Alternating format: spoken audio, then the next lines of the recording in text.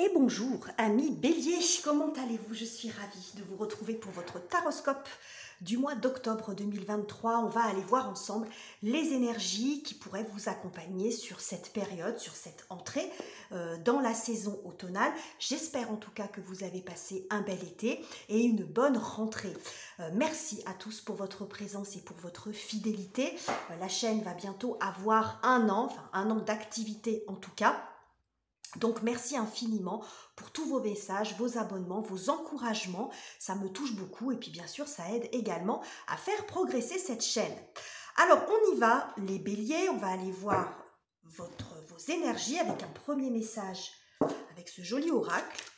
Vous avez la référence des jeux en barre de description comme d'habitude ainsi que mes coordonnées Instagram et mail si vous souhaitez obtenir une lecture personnalisée sur le sujet qui vous préoccupe.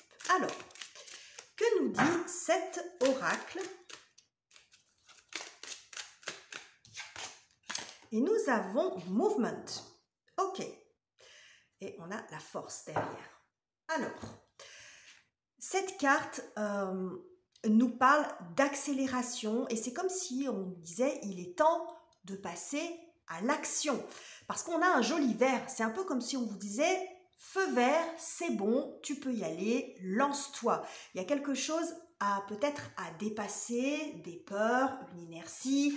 Bon, on a du mal parce que le fait de se lancer, ça peut générer un petit peu d'anxiété, mais c'est comme si on vous disait c'est le moment parce que tout est au vert ici, tout est prêt pour se lancer, pour avancer, alors dans le sujet qui vous préoccupe ou globalement dans votre vie, retrouver des énergies d'action, de mouvement, de projet, etc. On va voir comment ça va se décliner dans votre tirage. Les béliers. Oula. Alors on y va, on va prendre deux cartes pour voir la thématique de ce mois, sur quoi vous avez penché, votre objectif, etc. Voilà comment ça va se manifester, tout ça, c'est joli déjà. Les voyants sont au vert pour vous lancer si vous hésitez un peu, c'est ce qu'on vous dit ici, les béliers. Et nous avons donc le 5 d'épée, ok. Et nous avons le roi de bâton. Et nous avons le 9 de bâton d'autre deck, super.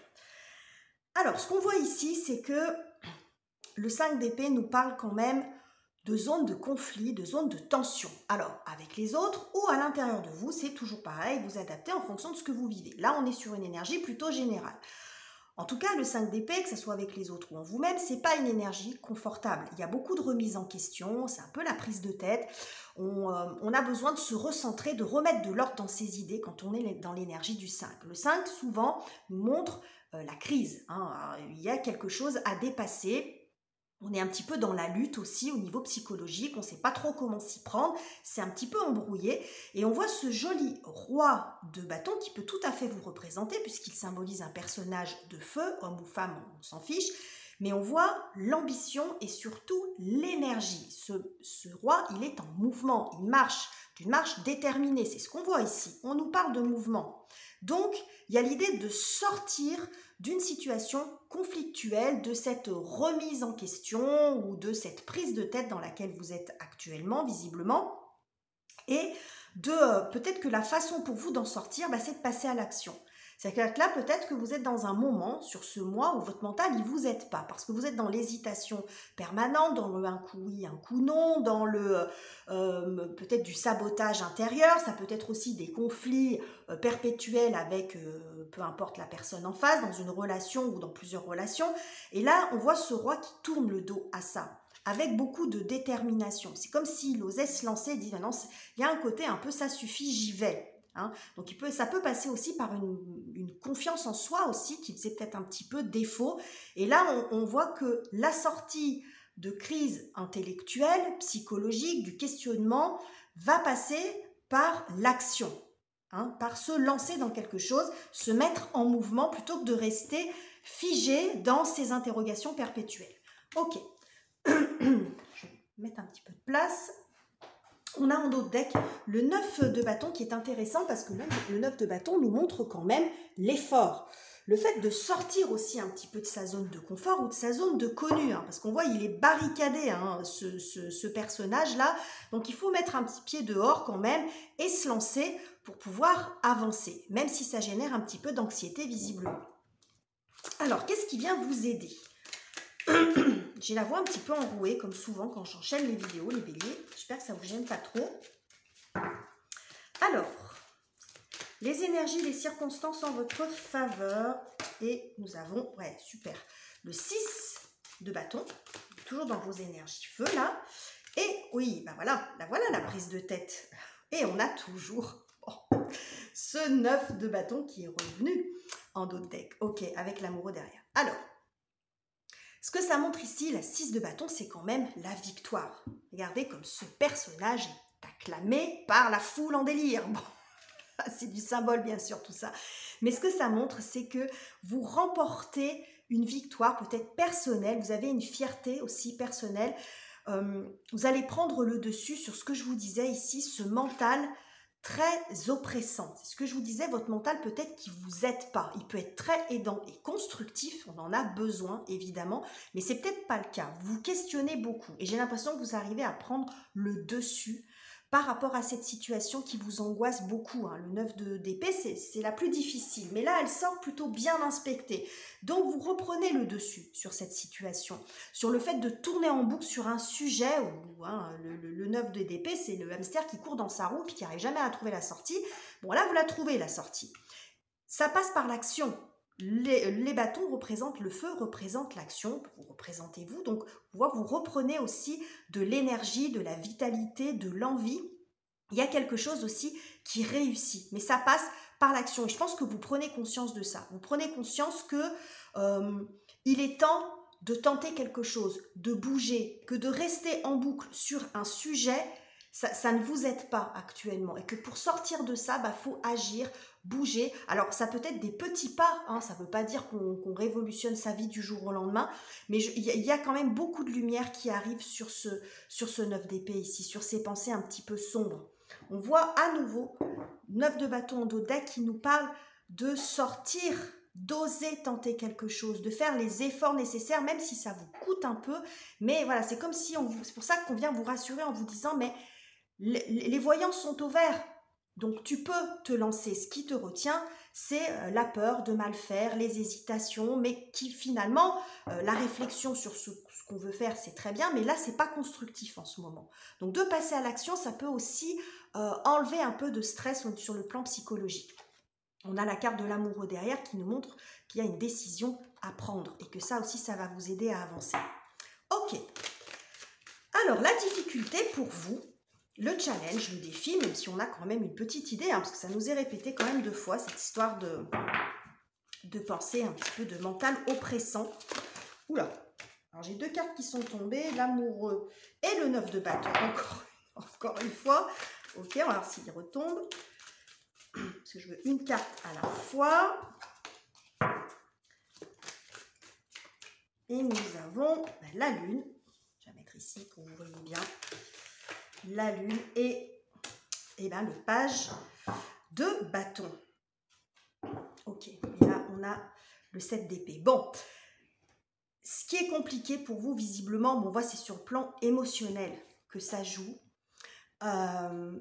Un peu d'instabilité, parce que la lune, comme vous le savez, elle a un cycle, elle n'est pas constante, donc il y a une forme d'instabilité. J'y vois ici beaucoup d'indécision, des peurs aussi, alors des peurs, vous nuancez, un peu d'angoisse, la peur de se tromper, la peur d'agir.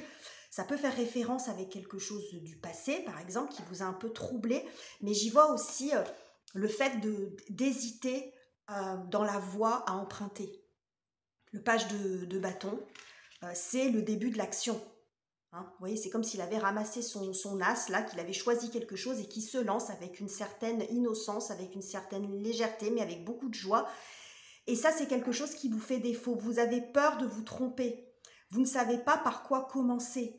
Vous n'arrivez pas à déterminer peut-être ce qui vous conviendrait en termes de chemin, en termes de route, en termes de nouveaux projets ou de nouvelles relations.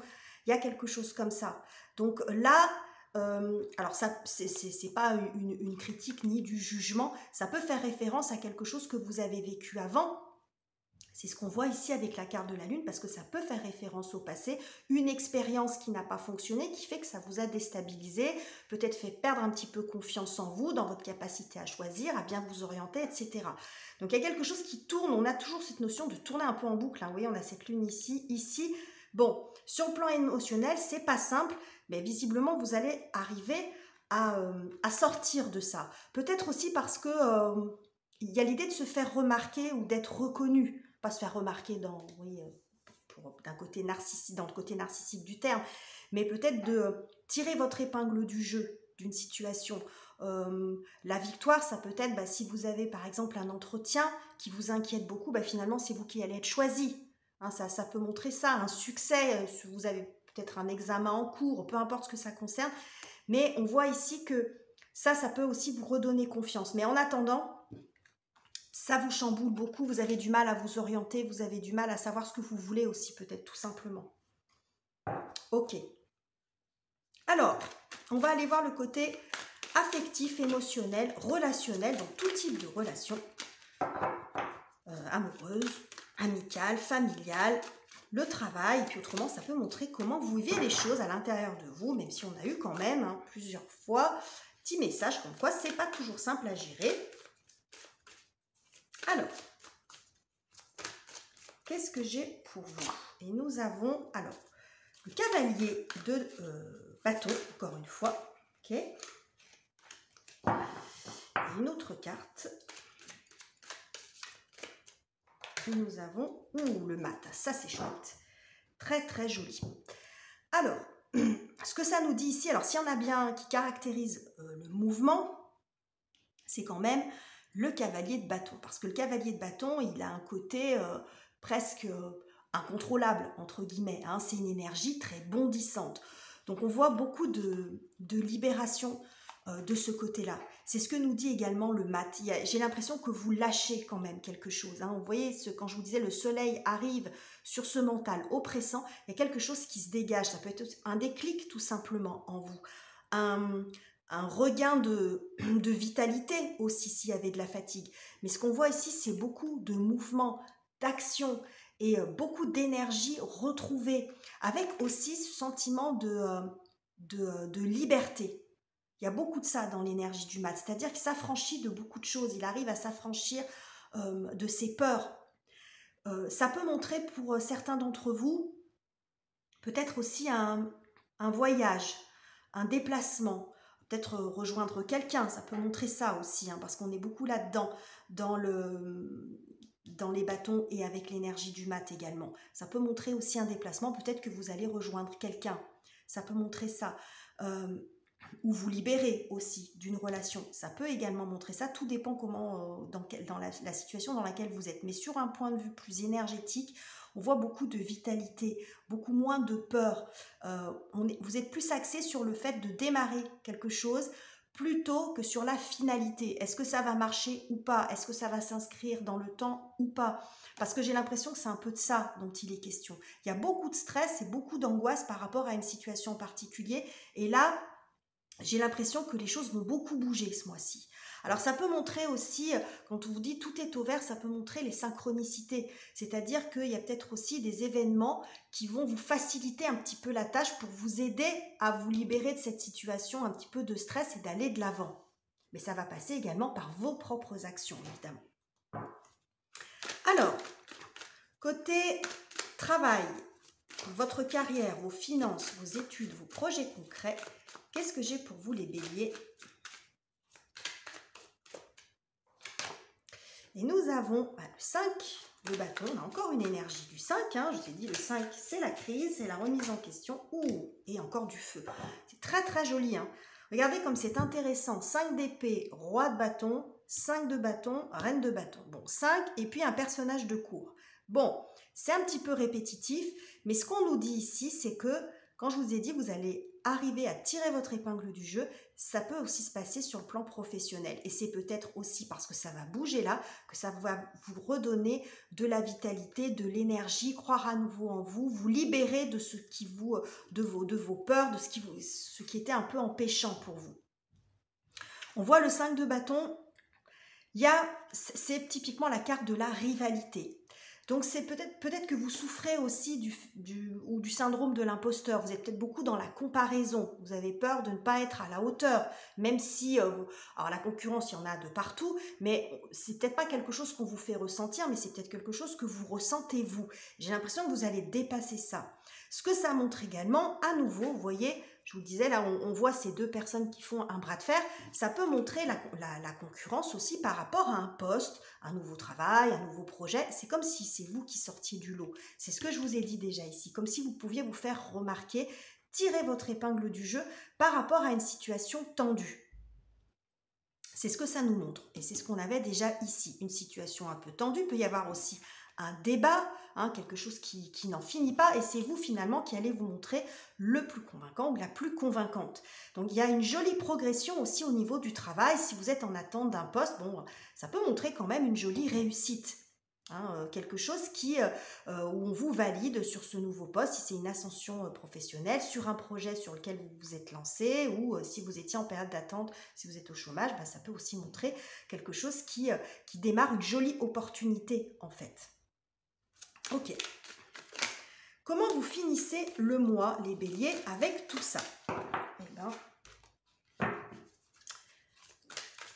Et vous voyez, à chaque fois, on voit des personnages qui sont quand même en mouvement. Ce roi, ce mat, cette reine, on voit le mouvement, on voit l'action. Il y a beaucoup d'énergie d'action. Donc, même s'il peut y avoir de l'aide et des synchronicités, etc., comme je vous l'ai dit, ça n'empêche pas que vous devez... Enfin, je ne suis pas dans l'injonction, mais ça n'empêche pas que vous êtes aussi aux manettes. Donc, il faut agir pour que les choses se décantent. Ça ne viendra pas tout seul.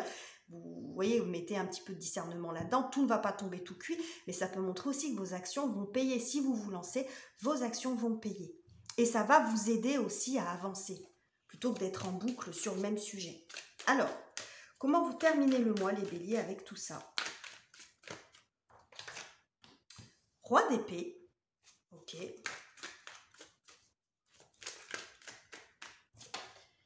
Et roi de coupe. Alors, on a les trois rois qui sont sortis. Roi de bâton, roi d'épée, roi de coupe. Alors ça, c'est très très chouette parce que ce que ça nous montre ici, c'est la maîtrise. Vous reprenez la maîtrise des choses en vous, parce que les épées représentent les pensées et les coupes représentent vos émotions. Donc c'est à l'intérieur de vous que vous grandissez, que vous reprenez un peu le dessus sur ces pensées qui étaient un peu compliquées. C'est ce qu'on a vu ici.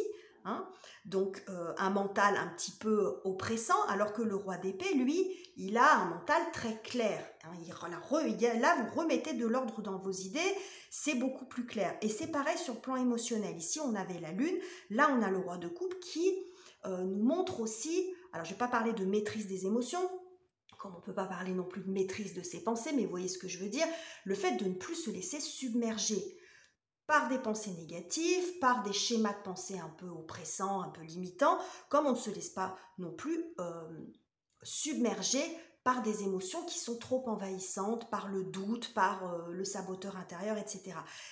C'est comme si vous pouviez grandir, vous retrouver de la maturité là-dedans. Là, vous étiez un petit peu, malmené, un peu submergé par tout ça. Les émotions, le mental, ça fait beaucoup.